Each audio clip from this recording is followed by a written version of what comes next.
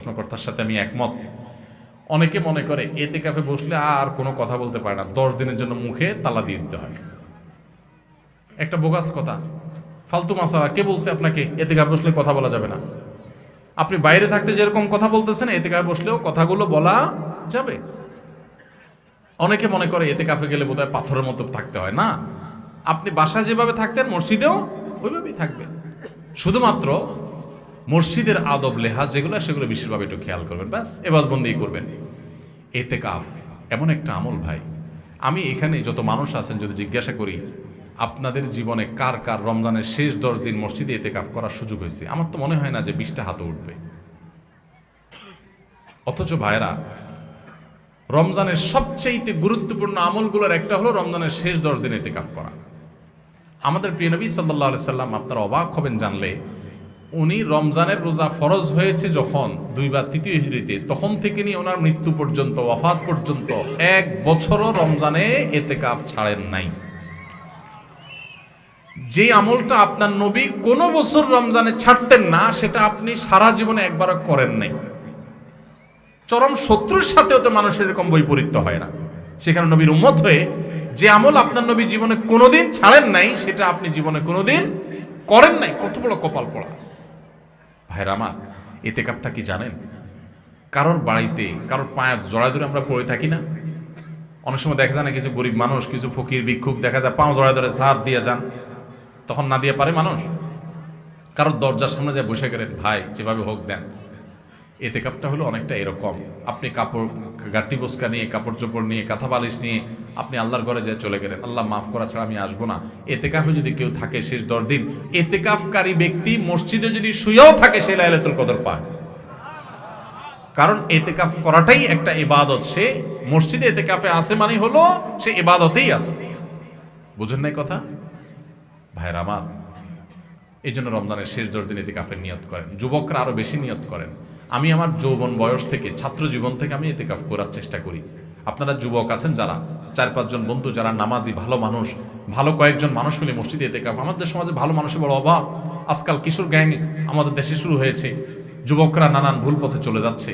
এগুলো থেকে বাঁচাবার জন্য তাদেরকে মোরালিটি দেন। আমাদের শিক্ষা থেকে ধর্ম চলে যাচ্ছে, সব জায়গা থেকে ধর্ম বিদায় করে দেওয়া হচ্ছে, সাংস্কৃতিক আগ্রাসন চালানো হচ্ছে, সন্তানদের ধর্মহীন করা হচ্ছে। এর পরিণতি যে কত ভয়াবহ সেটা আমরা এখনই দেখতে পাচ্ছি, সামনে হয়তো আরো বেশি দেখতে পাবো। কয়দিন আগে দেখেন নাই যে শিক্ষক আর ছাত্র মিলে মদ খাচ্ছে কোথায় যেন? দেখেন নাই ভিডিও? সব টিভিতে নিউজ হয়েছে, পত্রিকা নিউজ, দেখেন নাই? কোথায় চলে গেছে সমাজ? এই অবস্থা থেকে যদি বাঁচাতে চান, সন্তানদেরকে আল্লাহমুখী করেন, কোনো বিকল্প পথ নাই। যে সন্তান আল্লাহকে চিনে, আল্লাহর ভয় আসে, সে কোনোদিন অন্যায় করবে না। এজন্য ভাইরা, এতেকাফ করার নিয়ত করেন। যুবক ভাইরা, মুরব্বীরা, আমাদের দেশে অনেক এলাকাতে টাকা দিয়া লোক রাখে এতেকাফে, আছেনি? খুবই জঘন্য কথা। এটা টাকা দিয়ে রাখার জিনিস না। কত বড় জঘন্য যে আমরা এতেকাফ করার লোক খুঁজে পাই না, সেজন্য টাকা দিয়ে লোক রাখতে হয়। কেন রে ভাই? এলাকার সব মানুষ কোথায় চলে গেছে? খুবই নিকৃষ্ট সে এলাকা, যে এলাকার মসজিদে একটা লোক এতেকাফ করতে বসে না। এই জন্য আপনারা এতেকাফের নিয়ত করবেন তো ইনশাআল্লাহ। এতেকাফ খুব প্রেমময় একটা ইবাদত, তৃপ্তিদায়ক একটা ইবাদত। একটু করে দেখবেন। এতেকাফে বিশেষ কিছু না ভাই। আপনি 20 রমজান সূর্য ডুবার আগে আগে মসজিদে ঢুকে যাবেন এবং ঈদের চাঁদ ওঠার পর মসজিদ থেকে বের হয়ে আসবেন। এই 10 দিন মসজিদে থাকবেন। বাসা বাড়ি থেকে কেউ খাবার দিয়ে যাবে, খাবার খাবেন। মসজিদে ঘুমের সময় ঘুমাবেন, নামাজ কালাম পর বাকি সময় বন্দি করবেন। বিশেষ প্রয়োজনীয় কাজ থাকলে ওই মসজিদের ভিতর থেকে সারতে পারবেন। ছাত্র মানুষ, পড়ালেখা লাগে, টুকটাক বই পুস্তক পড়লেন, ভালো বই পুস্তক পড়লেন, সেটাও করতে পারেন। কিন্তু ম্যাক্সিমাম স্বপ্ন ইবাদত বন্দেগীতে কাটাবেন। এটাই হলো এতেকাফ। সেখানে যে বোবার মতো বসে থাকতে হবে এমন কোনো কথা নাই। এই জন্য এতেকাফের হিম্মত করবো তো ইনশাআল্লাহ আমরা। জীবনে একবার যদি এতেকাফ করেন আর মজা পান, এরপরে আর আপনাকে কেউ এতেকাফ থেকে দূরে রাখতে পারবে না। মাহে রমজানে কখন কোন সময়গুলোতে দোয়া করলে দোয়া কবুল হয়? খুব সুন্দর প্রশ্ন। রমাদান মাসে একে তো সারাদিন রোজা রেখে পুরো দিনভর যে কোনো সময় দোয়া করলে দোয়া কবুল হয়। হাদিসে নবী সাল্লাল্লাহু আলাইহি ওয়াসাল্লাম বলেছেন যে 2 ব্যক্তির দোয়া আল্লাহ তাআলা ফিরিয়ে দেন। এর ভিতরে একজন হলো আস-সাইম হাত্তা ইফতির, রোজাদার ব্যক্তি ইফতারের আগ পর্যন্ত তার দোয়া কবুল হতে থাকে। সেই যে সাহারি করেছেন তখন থেকে ইফতার আগ পর্যন্ত আপনার দোয়া কবুল হয়। হাঁটতে চলতে ফিরতে আল্লাহর সাথে কথা বলে দোয়া করতে থাকেন, এটা একটা সময়। আর রমজান মাসে ইফতারের আগ মুহূর্তের সময়টা স্পেশালি দোয়া কবুল হয়। আর একটা সময় আছে ভোর রাত, এটা সারা বছরই দোয়া কবুলের সময়, কিন্তু রমজানে যেহেতু সুযোগটা বেশি আসে, সাহারি খাইতে আমরা উঠি, এই জন্য ভোর রাতে সাহারি খাইতে উঠলে একটু 2-5 মিনিট দোয়া করবেন। এটা দোয়া করার একটা দারুণ সময়। বেশিরভাগ মানুষ আমরা দোয়া করতে জানি না।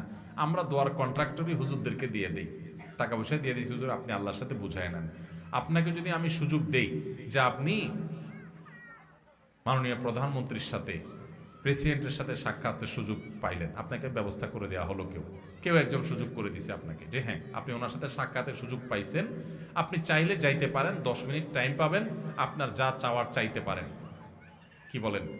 এটা শোনার পর সুযোগটা আপনি গ্রহণ করবেন নাকি বলবেন ভাই আমি তো আসলে অত সুন্দর করে চাইতে যেতে পারবো না, ঠিক আছে আপনি আমার পক্ষ থেকে চাই দিয়ে, আপনার আমি টাকা দিয়ে দিলাম? করবেন? কোনো পাগলও করবে না। করবে? আর এই চান্স মানুষ হারায় নাকি? যা বলবো প্রধানমন্ত্রী আমার বাড়ি দরকার, গাড়ি দরকার, অমুক আমার দিকে চাইছে, চোখগুলো তুলে ফেলান, হান করেন, তান করেন, যত ধান্দা আছে সব নিয়ে আমরা 15 মিনিটে হাজির করতাম, ঠিক না ঠিক? এই যদি হয় দুনিয়ার আল্লাহর একজন বান্দা, তার ব্যাপারে আপনার ধারণা, তো আল্লাহ রাব্বুল আলামিনের কাছে দোয়া করার সুযোগ আপনি পাইছেন। আপনি রমজানের রোজা অবস্থায় দোয়া কবুল হয়, সাহরিতে দোয়া কবুল হয়, দোয়া কবুলের সময়গুলো পাইছেন। কত বড় কপাল পড়া হলে আপনি হুজুরের টাকা দেবেন, হুজুর 200 টাকা দিয়েছে, আপনি দোয়া করে দেন। বুঝেন না আমার কথা? আল্লাহ আমাদেরকে দোয়ার গুরুত্ব বোঝার তৌফিক দান করেন।